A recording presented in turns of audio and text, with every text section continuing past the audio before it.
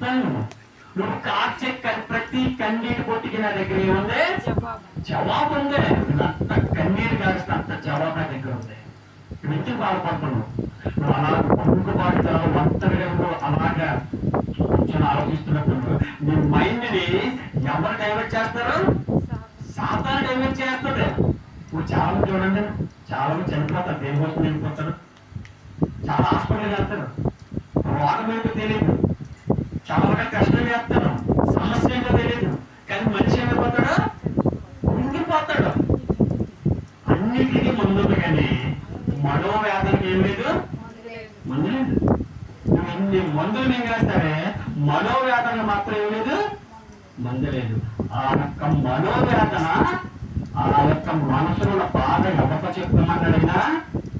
చెప్పడమ్మా, ఎవరితో చెప్పుకోమంటున్నాడు? దేవుడితో చెప్పుకోమని. అందుకనే నీ విరిగి నలిగిన హృదయాన్ని నాకు బలిగా అర్పించు. హల్లెలూయా. ఆయన దాన బలి, ఆయన